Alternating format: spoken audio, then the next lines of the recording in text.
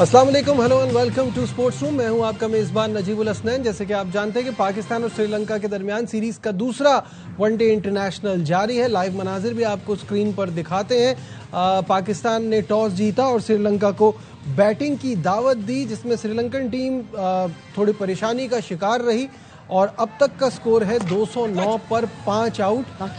बहुत ही brilliant bowling कराई है। अबरार अहमद ने अब तक 3 खिलाड़ियों को आउट किया है। हारिस रऊफ भी 1 विकेट लेने में कामयाब हुए, 1 रन आउट है। तो ये है सिचुएशन। ऑब्वियसली यहाँ दिन में काफ़ी धूप पड़ रही थी, जिसको देखते हुए लगता है कि रात के टाइम ड्यू होगी। यही सोच के शायद पाकिस्तान ने चेस करने का फैसला किया है। आज की खास बात यह कि आज stand in captain Salman Ali Agha team को लीड कर रहे हैं। शाहीन शाह अफरीदी फ्लू की वजह से टीम का हिस्सा नहीं है और ऑब्वियसली जो पिछले मैच में अबरार मिसिंग थे वो भी टीम में अपनी जगह बनाने में कामयाब हो गए हैं। मेरे साथ स्टूडियो में मौजूद है our sports correspondent Shahid Hashmi साहब। शाहिद साहब अस्सलाम वालेकुम।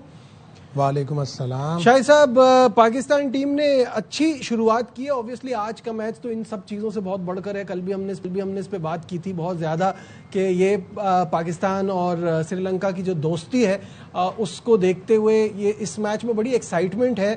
और अगर क्रिकेट पॉइंट ऑफ व्यू से बात करें तो अभी तक आपको श्रीलंका की परफॉर्मेंस कैसी लग रही है? क्योंकि बीच में एक फेज़ आया था जब इनकी विकेटें काफ़ी रेगुलरली गिर रही थी, अब इन्होंने थोड़ा सा उसको रोका है। अगर इसी तरह चलते रहे तो 300 कर पाएंगे, क्योंकि अभी 40वां ओवर चल रहा है तो चांस उनके पास, लेकिन उनके जो टॉप ऑर्डर में पाथुम निशान का है वो दोनों मैचों में कोई बड़ा स्कोर नहीं कर सके। बड़ी रेपुटेशन है उनकी, तीनों फॉर्मेट के बहुत ही अच्छे प्लेयर हैं। बिल्कुल। आज रन आउट हो गए वो अनफॉर्चुनेटली, हालांकि स्टार्ट बहुत ही अच्छा था 51 का। और उसके बाद फिर उनके जो दूसरे टॉप क्लास प्लेयर हैं कुशाल मेंडिस, वो पाकिस्तान के खिलाफ बहुत रहमदिल हैं, पाकिस्तान के खिलाफ बड़े जीरो बनाते हैं।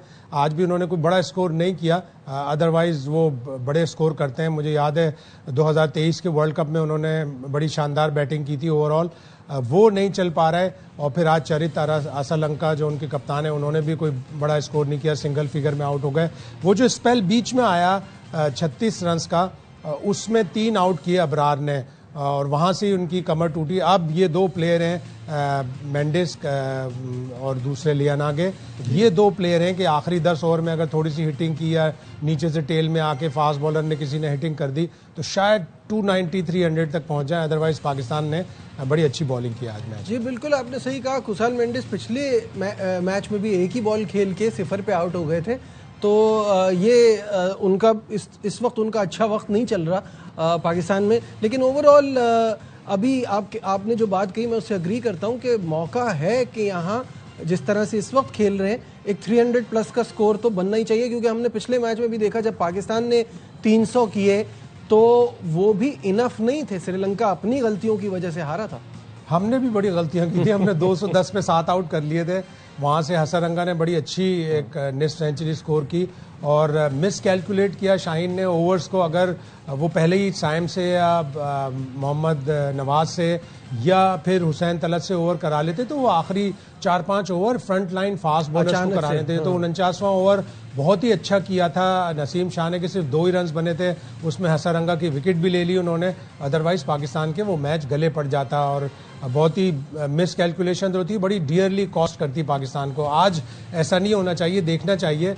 आज सलमान आगा कप्तान है, शाहीन शाह नहीं खेल रहे, लेकिन हमारी घुट्टी में कुछ अजीब सी चीज़ें पड़ी हैं। हम एग्रेसिव फील्ड नहीं लेते। जब 3 आउट हो गए तो उसके बाद फिर एक स्लिप लेनी चाहिए थी फास्ट बॉलर को। हम स्लिप से तो शायद नफरत करते हैं वाइड बॉल में कि हमें स्लिप चाहिए ही नहीं होती, हम ओपन खोल लेते हैं फील्ड के कहीं बहुत ज़्यादा रन ना बढ़ जाएं। जब तक आप स्लिप नहीं लेंगे आपके फास्ट बॉलर्स को कैसे विकेट मिलेगी? अभी वसीम जूनियर के एक ओवर में लेफ्ट हैंडर ने मारा और वो फर्स्ट स्लिप अगर होती तो सीधा हाथों में कैच जाता। लेकिन हम शायद स्लिप से न जाने क्यों नफरत करते हैं। बहुत सी जो बीमारियां हैं, डॉट बॉल की बीमारी, स्ट्राइक रोटेट ना करना, स्लिप ना लेना और बॉलिंग चेंज ज़रा अजीब व गरीब करना, ये हमारी बड़ी बीमारियां हैं। इनके ऊपर एक बहुत बड़ा रिव्यू होना चाहिए, जिसमें कौमी असेंबली में भी होना चाहिए इजलास। कौमी असेंबली का तो पता नहीं, यहाँ वो इजलास जारी है और अभी हमें ज्वाइन कर लिया है former fast bowler Abdul Rauf ने। Welcome to the show. जी वालेकुम सलाम। रऊफ, अभी पाकिस्तान की परफॉर्मेंस का हम एनालिसिस कर रहे हैं। कुछ गलतियां हैं जो ऑब्वियसली यही वजह है कि हम बायलैटरल में अपने जैसी टीमों के खिलाफ या बीसी टीमों के खिलाफ तो अच्छा कर लेते हैं, लेकिन जब हम जाते हैं आईसीसी इवेंट्स में तो वो उसके नतीजे में ही हम पहले राउंड में बाहर हो रहे हैं, हमारी परफॉर्मेंस बहुत खराब हो रही है। तो उस पर हमें देखना पड़ेगा और उन गलतियों से जो सीखने की सिर्फ बातें हैं हो नहीं रहा। जी बिल्कुल दुरुस्त कह रहे हैं, क्योंकि असल में इशू ये आ रहा है कि जो बायलैटरल सीरीज है बाकी जो कंट्रीज हैं वो उसको इतना ज्यादा सीरियसली ले नहीं रहे, क्योंकि काफी अर्से से मैं देख रहा हूँ कि जो भी टीम आती है बायलैटरल सीरीज खेलने वो बी या सी टीम को भेजती है और उसमें वो उन सब बच्चों को चांसेस देते हैं जो डोमेस्टिक में या इंटरनेशनल लोकल लेवल पे परफॉर्म कर रहे होते हैं। तो वहाँ पे वो उनको एडजस्ट करते हैं, जबकि हम बायलैटरल में भी हम अपनी जो फुल स्ट्रेंथ है उसके साथ खेल रहे होते हैं। तो इसमें इशू ये है कि एक तो हमारे पास बंच स्ट्रांग नहीं आता, पीछे से रिप्लेसमेंट प्लान नहीं बनता, हम यंगस्टर्स को चांस नहीं दे सकते। फिर होता क्या है कि जो आईसीसी इवेंट्स आते हैं तो उसमें जो बड़ी टीमें होती हैं वो अपने जो टॉप क्लास प्लेयर्स होते हैं वो सबको वापस ले आते हैं। तो हम फिर एज इट इज उन्हीं प्लेयर के साथ खेल रहे होते हैं जिन प्लेयर के साथ हम वो बी या सी टीमों के खिलाफ खेल रहे होते हैं। तो रिजल्ट फिर हमारी फेवर के अगेंस्ट आना शुरू हो जाता है और हम सोचते हैं कि हमारी प्रोग्रेस नहीं हो रही। रऊफ से मेरा ये रऊफ शाहिद हाशमी बोल रहा हूँ। जब फास्ट बॉलर, आपने माशाल्लाह बड़ी क्रिकेट खेली, वाइट बॉल में जब फास्ट बॉलर को स्लिप नहीं होती और स्लिप में से उसे चौका पड़ जाता है, कितना गुस्सा आता है? जी शायद भाई इशू इसमें ये आता है कि ये स्लिप आप उस वक्त लेते हैं जब आप में कॉन्फिडेंस लेवल बिल्ड होता है, जब आप फर्स्ट क्लास क्रिकेट खेल रहे होते हैं, जब आप 50 ओवर की क्रिकेट के लॉन्ग फॉर्मेट में आप टेस्ट एंड ट्राई हुए होते हैं डोमेस्टिक लेवल पे, तो फिर आपको एक हैबिट डेवलप होती है कि आपने किस तरीके से अर्ली ओवर्स में स्लिप लेना है, नए बॉल को किस तरीके से यूटिलाइज करना है, सीम किस तरह करनी है, स्विंग किस तरह करनी है और नए बॉल के साथ विकेट टेकिंग डिलीवरीज किस तरीके से प्रोड्यूस करनी है। तो ये जब हमारे हैबिट ही डेवलप नहीं हो रही, हम सिर्फ T20 क्रिकेट पे ही सारा फोकस कर रहे हैं, तो T20 में तो आप पहले ओवर में ही स्लिप नहीं रखते, तो इस वजह से हमारी वो ना तो बायोमैकेनिकली हमारे वो मसल डेवलप हो रहे हैं, ना हमारी हैबिट डेवलप हो रही है, ना हमें सीम और स्विंग नए बॉल के साथ करना आता है। तो और हम पहले ओवर में ही एक्सपोज होना शुरू हो जाते हैं, आप बगैर स्लिप के क्रिकेट खेलना शुरू हो जाते हैं। तो ये मेरा ख्याल है कि बहुत ही एक डिजास्टरस स्टेप है टुवर्ड्स क्रिकेट की जानिब।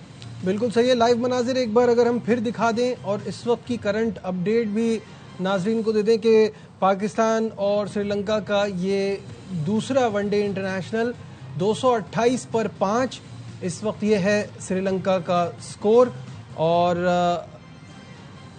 ये अबरार बॉल कराने आ रहे हैं। ये है 42वां ओवर इस वक्त जारी है और ये है पोजीशन। चलिए तो मैच पर हम दोबारा आएंगे, थोड़ी सी अपने यंगस्टर्स की भी बात कर लेते हैं। दोहा में एशिया राइजिंग स्टार है, उसमें पाकिस्तान टीम का फातिहाना आगाज और ओमान को 40 रन से शिकस्त दी। मास सदाकत ने 96 रन की ब्रिलियंट इनिंग्स भी खेली, 2 विकेटें भी हासिल की 14 रन देके। इरफान खान न्याजी के 44 रन भी हैं। शाहिद साहब, पाकिस्तान की इस इमर्जिंग टीम ने 220 रन बनाए, कैसा देखते हैं आप? नाम बड़ा डिफिकल्ट है, राइजिंग स्टार एशिया कप, लेकिन इसमें तो बहुत से प्लेयर ऐसे हैं पाकिस्तान की टीम में भी, इंडिया की टीम में भी, अफगानिस्तान की टीम में भी, जो तो राइज होके डूब रहे हैं।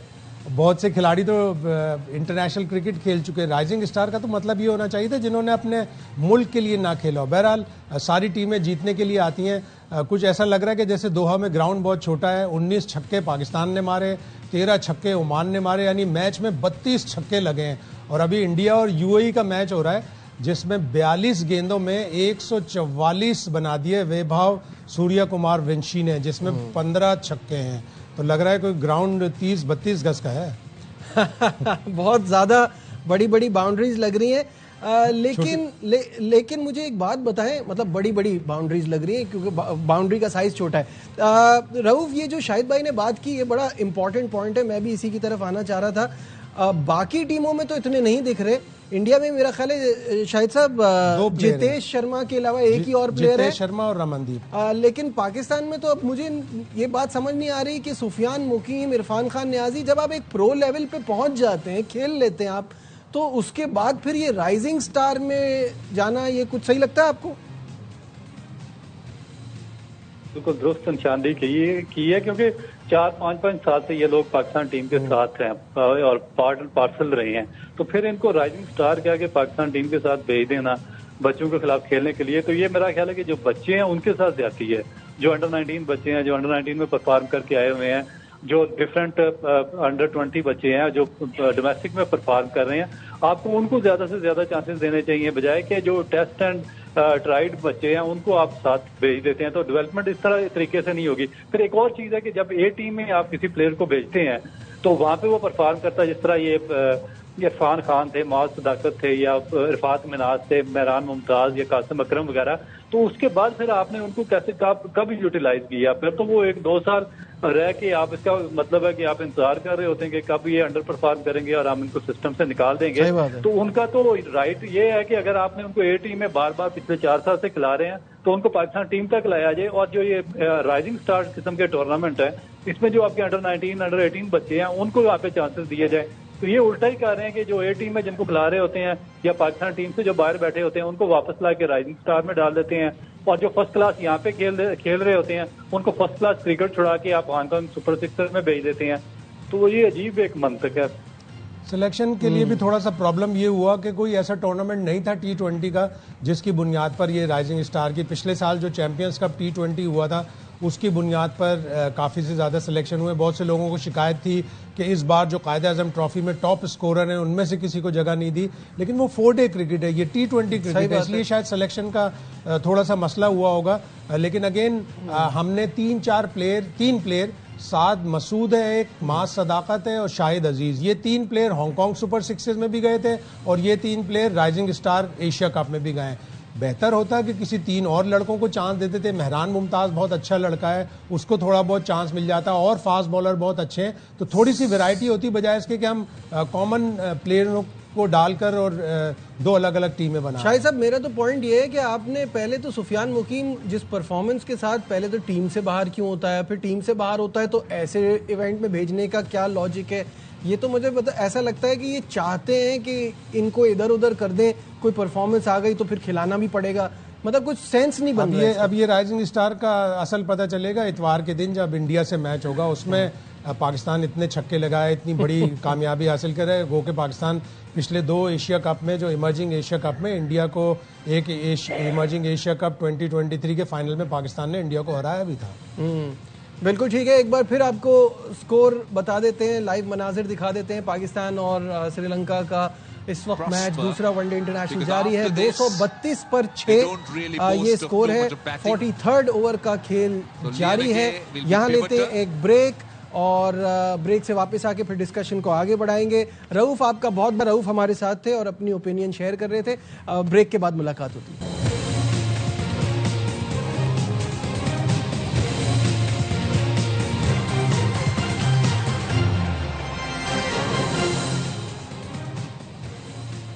Glad to have you back once again to Sports Room। और इस वक्त हमें ज्वाइन किया है former test cricketer Tauseef Ahmed ने। शाहिद साहब स्टूडियो में मौजूद है और मैच पर हम बात कर रहे हैं। लाइव मनाजिर भी आपको साथ साथ दिखाते जा रहे हैं। इस वक्त श्रीलंका का स्कोर 237 for 6।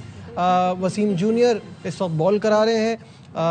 ये है पोजीशन, 44th ओवर जारी है। शाहिद साहब, स्कोरिंग जिस हिसाब से चल रही है, बड़े स्कोर तक पहुंच पाएंगे? ये इस प्लेयर पर डिपेंड करेगा। हसरंगा आ गए, बड़ा कॉन्फिडेंस होगा, पिछले मैच में 50 की थी। लियान आगे इनका वनडे में ऑलरेडी 100 है, 5-6 करीब 50 हैं, बड़ा अच्छा उन्होंने आज 50 किया। मिडिल में आके जिस वक्त विकेटें गिर रही थी अबरार की, उस वक्त से आके उन्होंने स्टेबिलिटी दी है। तो इन दोनों के ऊपर डिपेंड करेगा और आखिरी 5 ओवर पाकिस्तानी बॉलर्स किस तरह कराते हैं। यूजुअली हम डेथ ओवर्स अच्छे नहीं कराते, लेकिन अच्छे ओवर्स अगर कराएंगे तो अब पाकिस्तान पकड़ सकता है 260-270 पर भी श्रीलंका को। बिल्कुल ऐसा ही है। ऑब्वियसली बाद में बैटिंग करना बड़ा फैंसी कर रहा है पाकिस्तान टीम, तो देखते हैं क्या होता है। तौसीफ भाई, अब तक की परफॉर्मेंस आज के खेल को कैसा देख रहे हैं? बड़ा संभाला दे दिया। मैं समझता हूँ कि 5 विकेट जब गिरे थे तो बहुत जल्दी अर्ली हम कर लेते हैं, लेकिन जाहिर है उनकी बैटिंग एक अच्छी डेप्थ में है और अभी भी हम विकेट अगर ले लें तो अच्छा है, वरना 280 तक मुझे लगता है ये स्कोर चला जाएगा। और पिच बहुत उम्दा खेल रही है, 280 सच मेरे हिसाब से तो बहुत बड़ा स्कोर नहीं होगा। और कम में भी आउट हो सकते हैं, बट आई थिंक मेरे ख्याल जिस वक्त 5 आउट हो गए तो इनको चाहिए था तो और प्रेशर इनके ऊपर डालना चाहिए था। तो जब शाहिद भाई का मैंने सुना था कि ये लोग स्लिप लेने के लिए टकराते हैं, समझ नहीं आती जो क्या है। 140 तो बॉलिंग कर रहे हैं और आप जो है पहले भी आपने देखा था बाबर को बाद में स्लिप लाई थे एक दफा, पिछले मैच में तो कैच हो गए थे। तो मतलब आई मीन कप्तानी का कुछ इधर उधर ही सिलसिला चलता रहता। तो आई थिंक मेरा ख्याल है 280 एक चेसेबल स्कोर होगा पाकिस्तान, लेकिन श्रीलंका ने अच्छा कवर किया मिडिल ऑर्डर में। बिल्कुल ठीक है, मैच के हवाले से आपको अपडेट करेंगे। मैच साथ साथ आपको स्क्रीन पर भी दिखा रहे हैं। आपको ये बताएं कि ईडन गार्डन्स कोलकाता में साउथ अफ्रीका और इंडिया का पहला टेस्ट मैच सीरीज का जारी है और आज के दिन का खेल जब खत्म हुआ south Africa were all out on 159 और 37 फॉर 1 इंडिया की बैटिंग जारी है जब दिन का इख्तिताम हुआ। लेकिन मैच तो चल रहा है, असल बात यह है कि इंडियन खिलाड़ियों का बिहेवियर ग्राउंड में बड़ा इंसल्टिंग रहा, क्योंकि जो जनूबी अफ्रीका के कप्तान हैं टेम्बा बवूमा, उनकी कद का मजाक उड़ाया और एक दो नहीं काफ़ी सारी आवाज़ें स्टंप माइक के अंदर आ गई। उनको बोना कह रहे हैं। आइए आपको हम ये सुनाते भी हैं। Oh, that's a good shot. Just checking with the point saying it might have just hit him high. So they go with that. Shahid साहब, बोना भी तो है ये जरा मतलब अच्छा नहीं लगता इस तरह से कहना, क्या कहेंगे? किसी के भी फिजिकल एट्रीब्यूट पे इस तरह बोलना बुरी बात है। सरफराज को साउथ अफ्रीका में 2019 में बड़ी सजा हुई थी उनके एक जुमले के ऊपर। तो फिजिकल एट्रीब्यूट पे बात की है। अभी तक मैं ट्विटर देख रहा हूँ, कोई खास इसके ऊपर रिएक्शन नहीं आया, लेकिन इसके ऊपर रिएक्शन आना चाहिए और जरूर जब स्टंप में माइक लगे हुए होते हैं तो इस तरह की बातों से इज्तिनाब करना चाहिए। लेकिन और हमने तो यहाँ बीप भी लगाया है, उसमें बोने के साथ एक गाली भी है, तो वो तो और ज्यादा इन सब चीजों का बड़ा ख्याल रखना चाहिए। और अगर साउथ अफ्रीकन टीम मैनेजमेंट इसके ऊपर ऑब्जेक्शन रेज करती है तो मैच रेफरी को देखना पड़ेगा। तौसीफ भाई, वो जो काफी साल पहले सरफराज ने कहा उसको उन्होंने थोड़ा सा रेस पॉइंट ऑफ व्यू से ले लिया था, जबकि वो भी फिजिकल एट्रीब्यूट पे ही था कि वो उनको एज इन काले Asian colour of the skin की वजह से कह रहे थे। लेकिन वो जाहिर है अब वो ब्लैक को आप इस तरह से कह नहीं सकते। ये जो आपने देखा जो ये मनाजिर और ये सारी आवाजें जो स्टंप माइक में आई हैं, ये जेंटलमैनली तो है नहीं। जहाँ हो रहा है या जो लोग कर रहे हैं वो जेंटलमैन कहाँ से होंगे? जब ऑफिशियल और प्लेयरों को यही सिखाया जाएगा तो पब्लिक तो डेफिनेटली इसी टाइप की बातें करेगी। आई थिंक मेरे ख्याल ये दुश्मन सबको ही बना रहे हैं क्रिकेटिंग उसमें, और ये तो बहुत गलत चीज है। आई थिंक इस पे एक्शन होना चाहिए, लेकिन आप पब्लिक को क्या करेंगे? कुछ भी नहीं कर सकते, वो जो चाहे कहेंगे, किसको पकड़ेंगे आप? बात यह है कि इनका एटीट्यूड वैसे ही खराब रहा है और अब वो पब्लिक में भी आ गया है। वो हमारे साथ तो थे ही, अब वो दूसरी कंट्रीज को भी जो है वो इस तरह कर रहे हैं। तो मेरा ख्याल है सबको अपना दुश्मन बना रहे हैं। जो लोग थोड़ा बहुत लिहाज भी करते हैं इनका, तो वो अब लिहाज करना इनका छोड़ देंगे। और मैं समझता हूँ जब ये कहीं जाएंगे तो फिर इनकी भी तबीयत साफ कर दी जाएगी। ठीक है, मैच की तरफ वापस आते हैं। पाकिस्तान और श्रीलंका का दूसरा वनडे इंटरनेशनल और 7वीं विकेट आपको दिखा देते हैं। 7 आउट हो गए हैं। ये इट्स अ कैच और बॉल करा रहे हैं वसीम जूनियर। नवाज ने कैच लिया है और score big wicket. Liyanage gone for 54, 241 for 7। 241 फिन। शाहिद साहब कैसा देख रहे हैं? एक और विकेट गिर गई है। पाकिस्तान ने जो प्रेशर शुरू से बना के रखा है उस पर मजीद कैपिटलाइज किया है। सेट बैट्समैन लियानगे आउट हुए हैं और वो अगर खड़े रहते 50 ओवर तक तो बड़ा स्कोर होता। अब टेल है और उस टेल के साथ हसरंगा है, देखें वो क्या रंग दिखाते हैं। तौसीफ भाई, हसरंगा ने पिछले मैच में तो बड़ा जबरदस्त खेला था, with the ball with the bat बड़ा शाइन किया था। इस बार भी उन्हीं के कंधों पे आ गई है जिम्मेदारी कि ये डेथ ओवर्स में जरा रन को और बढ़ा दें, क्या लगता है?